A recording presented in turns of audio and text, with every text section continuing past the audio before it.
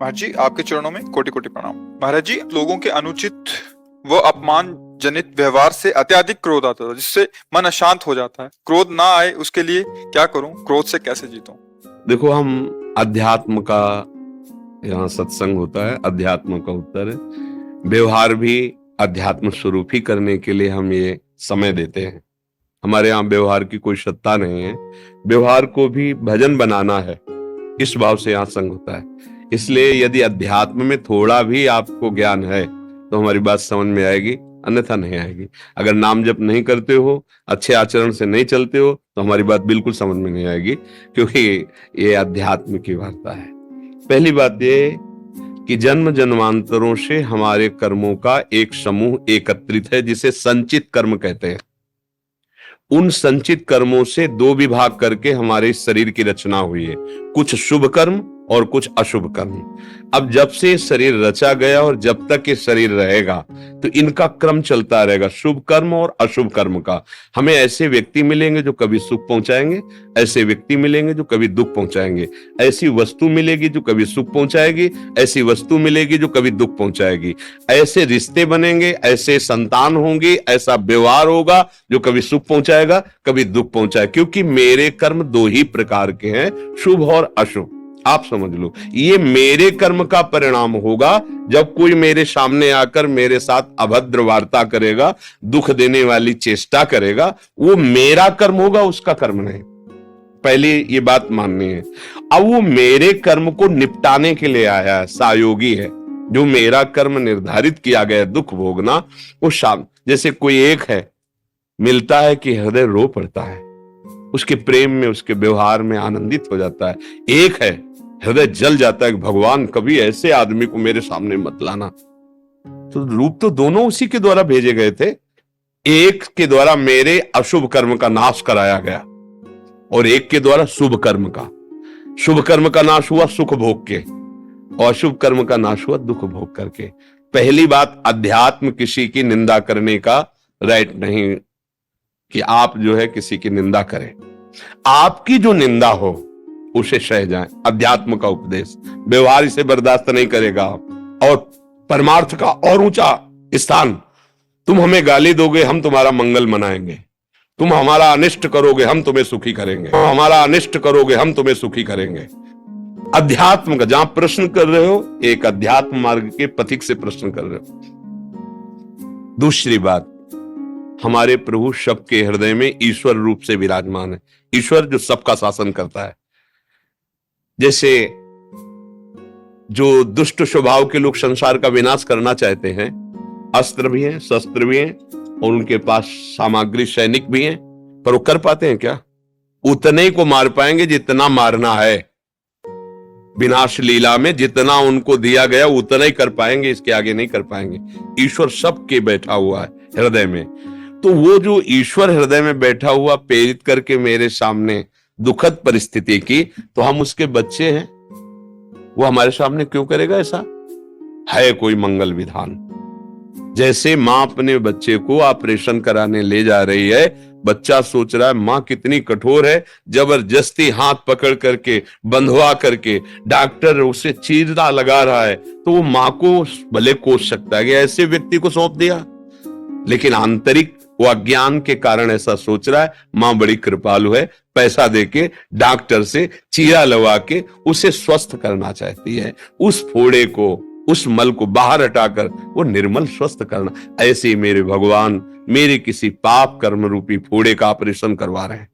इतना सा अगर समझ रखोगी तो हृदय शीतल हो जाएगा। कुछ मंगल होने वाला है, कुछ आनंद होने वाला है। मुझे सावधान रहना चाहिए, मेरे अशुभों का नाश हो रहा है। भगवान मंगल करने के लिए ऐसा अध्यात्म, और इसी से सहा जा सकता है।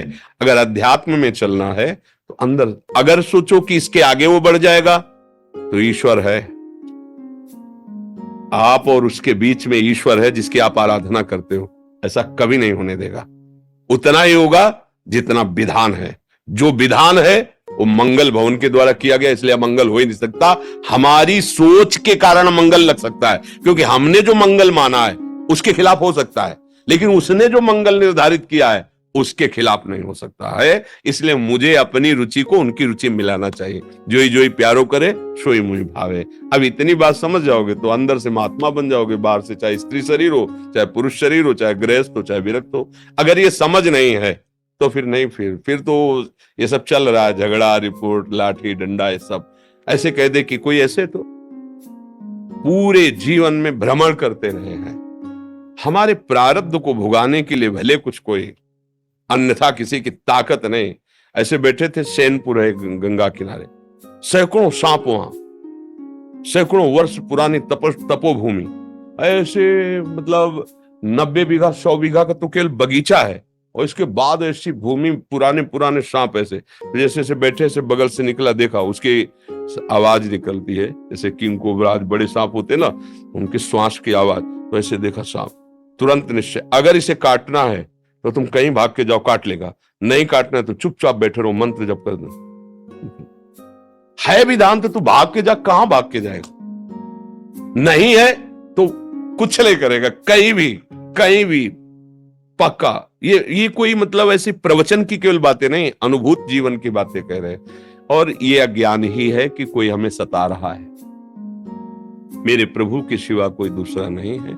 हमने जो कर्म किए हैं उनका दंड देने के लिए वही काल बनते हैं, वही मृत्यु बनते हैं, वही नाना प्रकार के दुख रूप बनते हैं। और यदि हम भजन के द्वारा उन कर्मों को नष्ट कर दें तो दशों दिशाएं आनंदमयी हैं, दशों दिशाएं सुखमयी हैं। हमें अपने को सुधारना है। अध्यात्म अपने को सुधारता है, अध्यात्म अपनी दृष्टि को सुधारता है। दृष्टि कैसी? जैसी तुम्हारी दृष्टि वैसी सृष्टि अनुभव में आएगी। तुम्हारी दृष्टि कैसी? काममयी तो सब दुष्ट दिखाई देंगे, राममयी तो जित देखूं तित श्याममयी राममयी, जड़ चेतन जग जीव जत सकल राम। अध्यात्म अपने को सुधार, और अपने सुधर गए तो कोई दूसरा है नहीं, ये भी बात जान लो।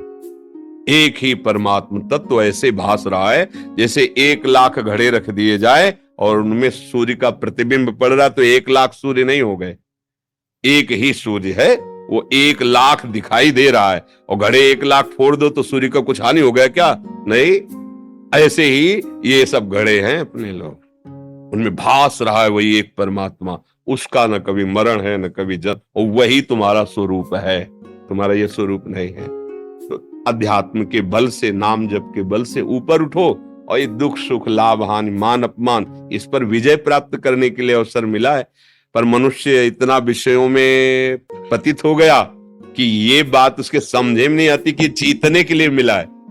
वो हारता चला जा रहा है। वो समझता है जीवन का लाभ पैसा कमाना, पैसे का लाभ मनमानी स्वच्छंद भोग भोगना, ये जीवन का लाभ। नहीं नहीं नहीं, ये गलत दिशा हो गई।